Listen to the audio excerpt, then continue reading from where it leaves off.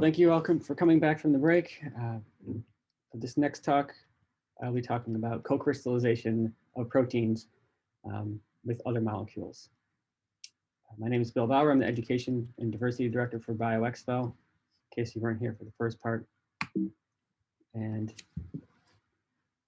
I'd like to go over a brief summary of protein complexes and some of the special considerations that you need to take when working with complexes. I've spent a fair amount of my scientific career working with these types of complexes, and so I have some experience with this, but I don't know that I consider myself an expert in all of these. And still, I'm going to give you an overview of what I do know on these.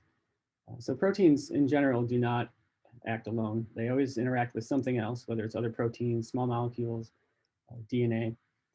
And there's a lot of different categories that these can fall into. So you can make protein-protein complexes or protein nucleic acid, meaning DNA or RNA. Proteins can bind to other cofactors, such as metals, and often interact with small molecules for the purpose of creating pharmaceuticals, inhibitors. And it's always interesting to look at the ligands that they normally would interact with. This does add an extra layer of complexity to a research project. So if it's more difficult, why would we want to study complexes? Well, there's a lot of reasons, but the main reason is that it provides more information. So it gives us insight into how the protein functions. It can show us some conformational changes that might occur when it interacts with different things. And then we can compare the states of the protein in the bound or unbound conformations. It can also help to identify important residues in the protein. So if the protein does interact with its ligand and is performing some type of chemistry, it can show us which residues are doing this and give us ideas of what we need to change in order to change the function of the protein. If the protein interacts with another protein, there may be some residues that are at the interface that are important for this type of interaction to occur. And it also allows us to study the dynamics of a protein and watch these things happen in real time. So as an example here, if we were to solve a single protein like this, we might get some information about what it looks like and how it's folded, where all of the different amino acids are interacting with each other. But this is just one piece of a very large puzzle. If we then have this protein in complex and interacting with other things, such as in this case, RNA and other proteins, we start to get a sense of which residues are important for interacting with these other ones and see how this piece fits into the other one. But it isn't until we look at the entire complex, in this case, the ribosome, till we start to appreciate how this one piece of the puzzle fits into a much larger machine and how it interacts with everything. Once we have this full picture, we can then start to think about studying the dynamics of something as complex as a ribosome. However, before we start any of this and crystallizing any complexes, there's some things that you should look into first. And I'm going to spend a fair amount of time on this because I think this is an important part that needs to come before any of the crystallizations even starts. So there's a few things you should do. The first is to characterize and confirm that you're making the complex that you think you are. Just mixing two things together in a tube and then trying to crystallize it, it may work, but if you don't have the right conditions, it might never work. One of the things I would recommend doing is determining the dissociation constant, or the KD, of your protein and whatever it is you're studying. This will allow you to determine the minimum concentration required for binding and give you a general idea of what scale you should be looking at when you start to mix these things together. So for example, is it a micromolar or a millimolar scale range? And you have to know how much ligand to add or how much of your other compound to add in order to get these things to interact inside of a crystal. Hampton Research recommends adding the ligand at a concentration 10 times greater than the KD. And the KD is really not a good point that you should ever start at, because this means that half of the molecules are occupied with the ligand, right? So you definitely have to go above that. And the easier thing to do is to maybe mix it in a molar ratio. But even then, you have to make sure that your concentration is above what is required for binding. Another useful thing to determine before you start crystallization is the stoichiometry. So if you're using a protein, for example, binding with another protein, Does this occur in a 1-to-1 ratio or a 1-to-3 ratio? You have to know these things before you start mixing them together so you know how much of each one of them to add. It may also be useful to determine the K on or the K off rates. And so this, I mean, how fast does your molecule attach and then detach during equilibrium? And this can be really useful when you're trying to switch the ligands out and add something else in, or during soaking experiments. But most importantly, you need to determine that you have a stable interaction before you start.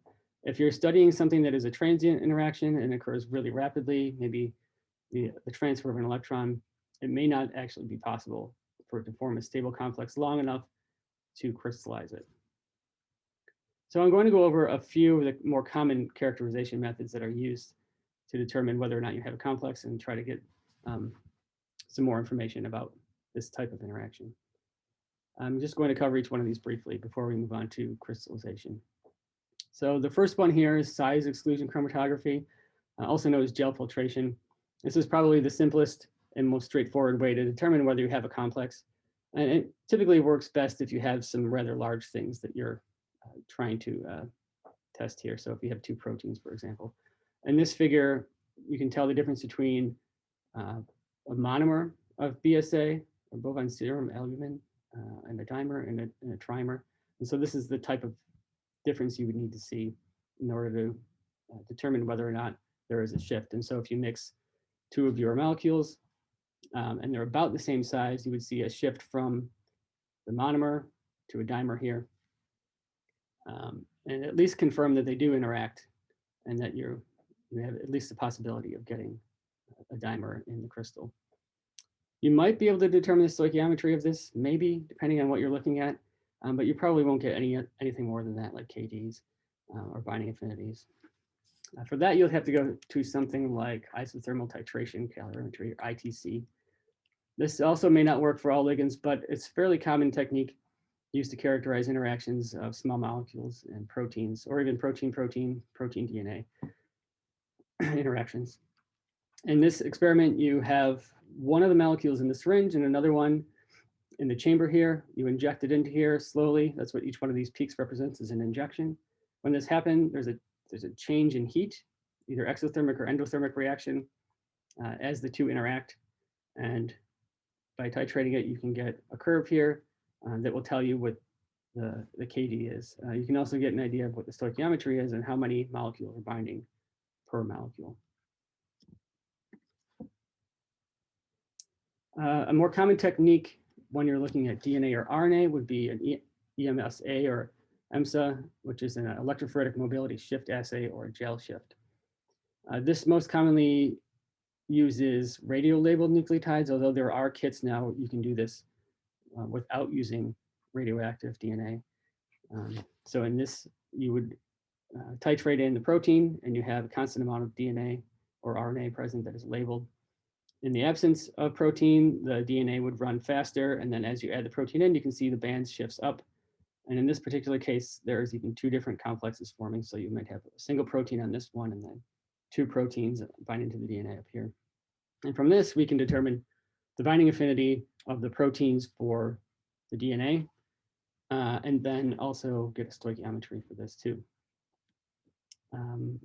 This can be rather time-consuming, and of course, no one really wants to work with radioactivity.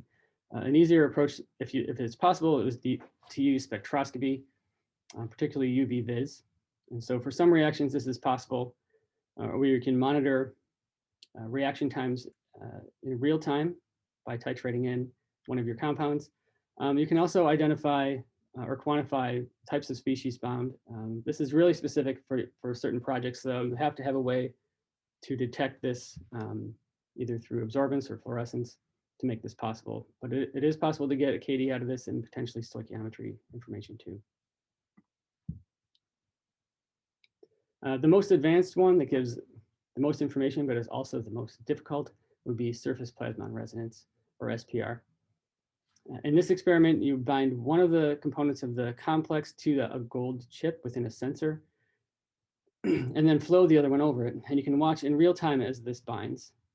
So if it's as a a fast binding rate or a fast K on here. You can see that it turns up very quickly in the sensogram and then comes down. And the way this works is that it shines light on the back of this, and as the molecules bind to one another, the refractive index changes at the surface and alters the way that the light is bent and then detected here. So this is one of the better options to get the most information out of this. It's also a rather expensive option, as one of these chips could be about $150, and you most likely would need multiple chips in order to do this. But it's really the best way to get all of this information in one experiment. So in summary, for all of these techniques here,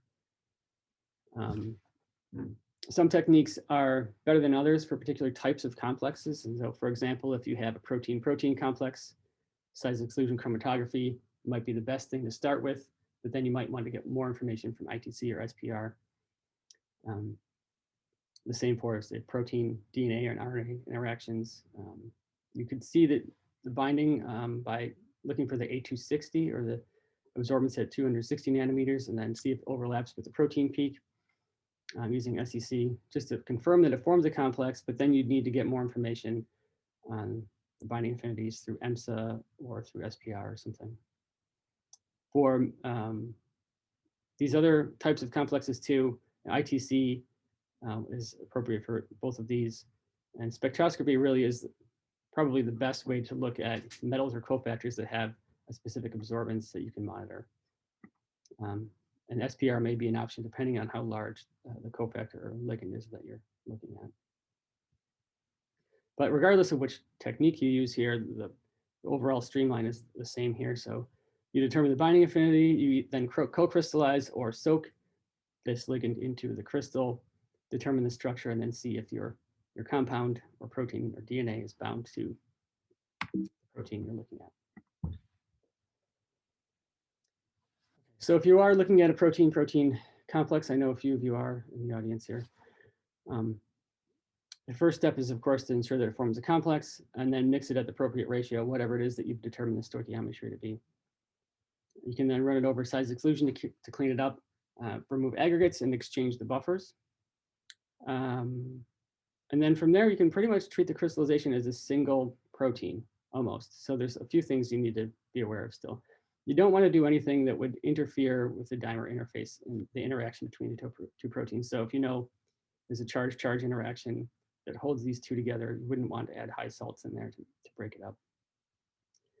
There's also some commercial screens that are available specifically for complexes. These two, the Minus Plus and the JB Screen Wizards, are claimed to be better for protein-protein complexes.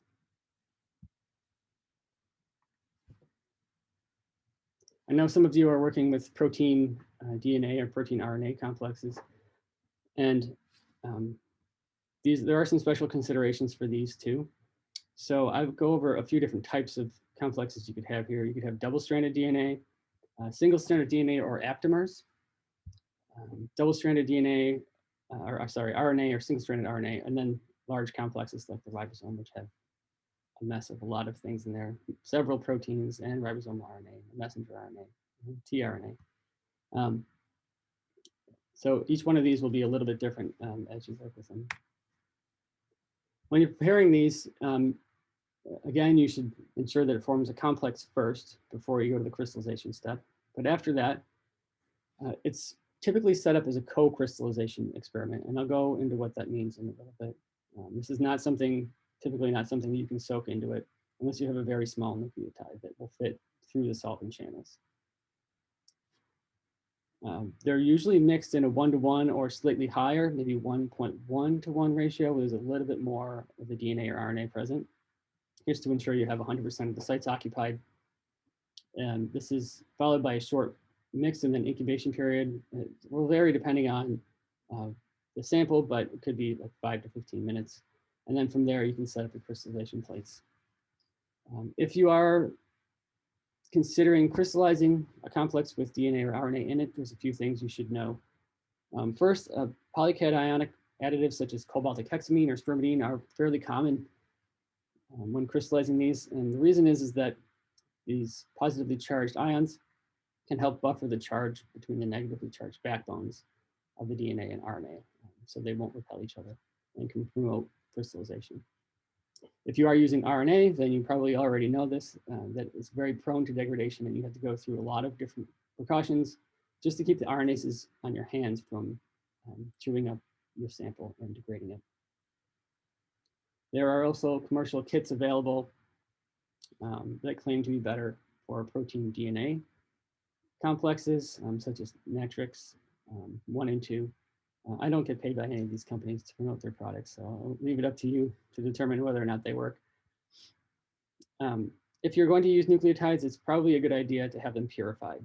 You can do this yourself too in the lab. I've done this with some of my DNA samples and purified them in an HPLC. But at least in the very beginning, you should get the standard cartridge purification that the company that you're buying the DNA or RNA from would offer.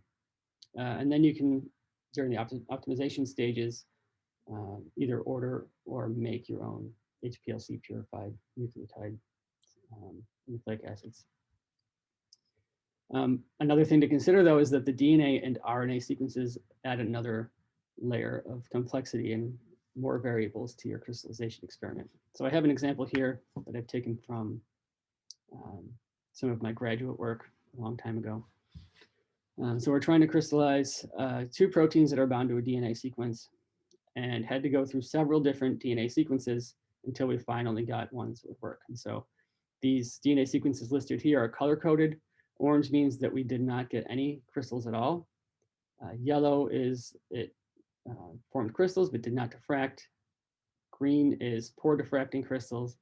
And then blue, finally, one of them here provided some decent diffraction. And the only variable between all of these is that we are changing the DNA sequence, right? We're still using the same initial screening kit to identify all the hits and the same proteins for all of it. So the DNA can make a big difference. And the reason this is because in some crystals, when you have particularly double-stranded DNA going all the way through, you can have a continuous DNA helix running through the entire crystal. And so by changing the ends or changing the length of the DNA, you change how the packing in the crystal occurs. And so you can imagine in this particular case, if you took out one base or changed an overhang, they would rotate relative to one another, and then the proteins would no longer line up or be able to crystallize. This isn't something that's easy to predict ahead of time. It just takes a lot of trial and error to find the right sequences that will allow this type of interaction to occur. Now, if you're using RNA or a much smaller nucleotide or a single-stranded one, you probably won't have something like this where there's a single strand running through the entire crystal. Actually, in multiple directions, you can see there's 3 of them here too, running kind of out of the screen. But this definitely can occur with double-stranded DNA. It can be helpful, though, because it does help promote crystallization. You might see something like what I've found down here. So this is actually several pictures of crystals that I had from this project. I stitched them together. But what you'll notice in all of them is that there's rainbows inside of them. So this means they're highly birefringent. So we've talked about birefringence in a couple of the other talks already today. And in this particular case, we have rainbows occurring within the crystals, which is not as common. Most crystals will be birefringent to some degree under polarized light, but not typically to this level. And so I think that this is likely a result of the DNA present in here and the strands running through there. And so if you see something like this, it could mean that you have a DNA strand like this present in your complex. A lot of proteins require cofactors in order to be functional. Almost a third of them do. So cofactors in general are not something that is consumed, but will stay bound to the protein and then cycle through oxidation states to help the protein perform the chemistry that its function is tied to. So the best idea here is best thing to start with is to ensure, of course, that the ligands or the cofactors are indeed present. It may be the case that you can co-purify some of these cofactors with the protein, but also it's not a bad idea to try adding some of it back. So if you have, for example, you have heme in your protein and it looks red, just having it look red isn't enough. You have to go back and make sure that it is 100% occupied with the heme as you expect it would be. And you can do this just by adding a small amount of heme back to it. And then usually right before you run it over size exclusion chromatography or gel filtration. And then that way you can separate out the excess heme. The heme does have a tendency to stick to the column, so just be aware of that. Also, you can lose some of these during purification. And it is possible to purify proteins that have the wrong metal in them. So if you expect that this should have an iron bound to it or something, it could be that it purifies with another one, like maybe zinc bound to it. And so you have to also confirm the identity of the metals that are present in there. It might be that you get to the very end and then realize your protein's not active because it didn't ever have the right metal present in there. That's a little bit harder to add back and to change out, but there are ways to do this. If you have a protein that is colored and has a cofactor that's colored, it's probably a good idea to try to do some spectroscopy on this to characterize this. And so you can, for example, with heme, it will have a SORI peak that's typically around 420 nanometers. And with FAD, you have a similar absorption peak that occurs somewhere between 450 and 368 nanometers, depending on the oxidation state of the FAD. That's what is shown here. I have worked with a protein before where it should have had FAD bound to it. We never added back any of it and then ended up crystallizing the apo form, which means it does not have the FAD and the FAD bound protein in the same crystallization drop, and then solve the structures of the apo form and the bound form from the same crystallization drop. It's not something we were trying to do, it just happened that way, but it means that we should have been adding FAD during, or at the very end of the purification at least, potentially even during expression to help maintain this at 100% occupancy. If you have a metal, or think you might have a metal, or you know you have a metal, you definitely should check to confirm that it is the right type of metal. You can do this by X-ray fluorescence. If you get it all the way up to the point of having a crystal, a lot of the synchrotrons will have this available, where you can do an X-ray fluorescence scan and see which metals are present in your crystals. It also will tell you which ones are present in the crystallization solutions too, though. So just because it's in your buffers, it doesn't mean that it's actually bound to the protein and in the position that you want it to be.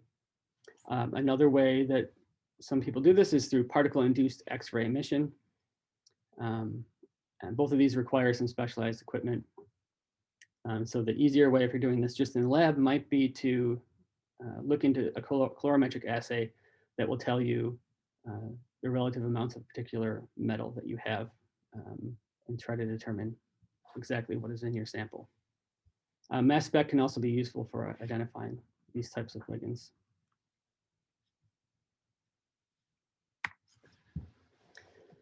So if you want to add a ligand that you think may not already be present to the protein, there's a few ways, or two ways, main methods that people will do this. The first is co-crystallization, and the other is ligand soaking.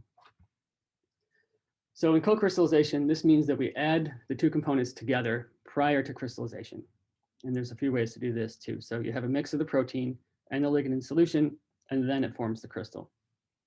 The advantage of this is that the ligand can help stabilize the protein and even promote crystallization. There's a lot of cases where the proteins cannot be crystallized until they have a ligand present in the active site or bound to it to help stabilize it somewhere. You can also add the ligand to the sample, the entire sample before you set up the drops. You can add it just to the drops as you set them up, or I'll show you a third way on the next slide where you can dry the ligand on the slide before you set it up. The disadvantage to this could be that you end up using more ligand than you really need to, because all of the crystallization wells and samples that you set up that don't have crystals will have ligand in them still. The other disadvantage would be that all the crystals will have the same ligand in them.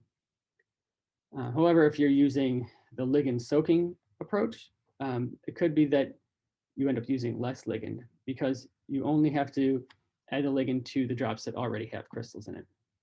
It's also possible to exchange or back soak a ligand. So if you need to have one of them present to crystallize it, you can soak in another one hopefully with a higher affinity, or at least a much higher concentration to outcompete it in order to exchange it out. This is really good for screening compounds. So if you have a lot of different compounds you want to try, growing the crystals first and then soaking the crystals in different compounds is probably an easier approach here that also uses a lot less compound, as they're often difficult to obtain.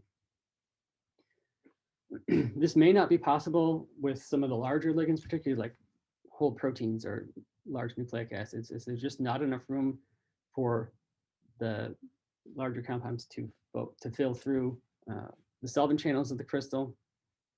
The other disadvantage is that adding a ligand like this may not even be possible because it's blocked by crystal contacts, or the protein is no longer flexible enough. Or it could be that when you add it, it causes a conformational change in the protein that causes the crystal to break apart. You also have to test the amount of time that this might take for it to soak in. This could be a matter of minutes or hours, or maybe even overnight in order for the ligands to fully exchange. So that's just another variable that you'd have to try if you plan on doing the soaking method. So there are some other special considerations here when you're adding ligands. The first is the concentration. Like I said before, you want to be around 10 times the association constant, or KD, or perhaps an easier approach would be to use a molar ratio. As long as your protein concentration and your ligand concentration are higher, much higher than the KD, that can also work. One thing to consider too is whether or not your ligand is soluble in water. If it's not, you might have to dissolve it in DMSO, which your crystals may or may not, or your protein may or may not tolerate. But you can also take things that are not water soluble and dry them on the surface. I have that on the next slide here. Another thing to consider is that the drop will be diluted when you mix the two together. And so you have the mother liquor and the protein solutions coming together, typically in a 1-to-1 ratio or something similar. And the concentrations of things will be diluted. So if you have a ligand that needs to be present in order for your protein to be stable, you want to make sure that it's in your protein solution and then potentially also in the mother liquor solution, at least in the drop too, to make sure that it stays bound.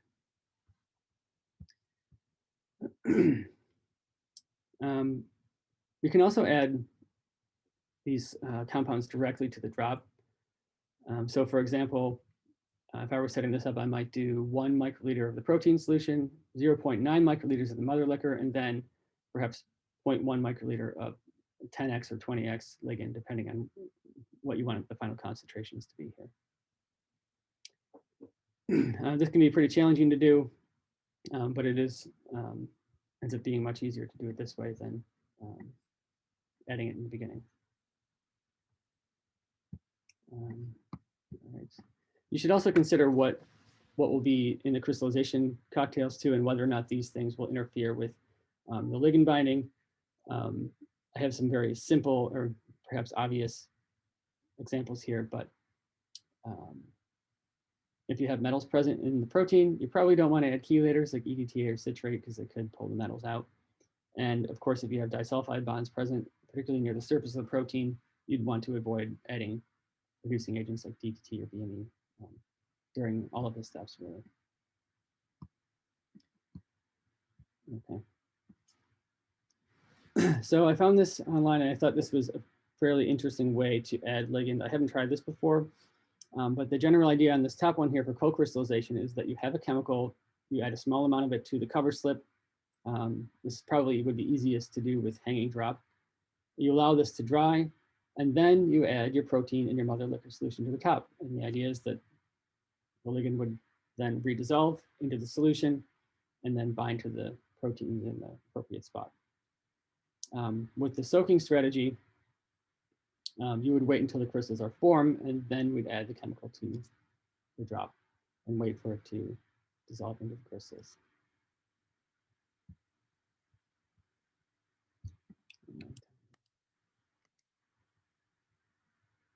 I gotta finish up. Okay, last slide.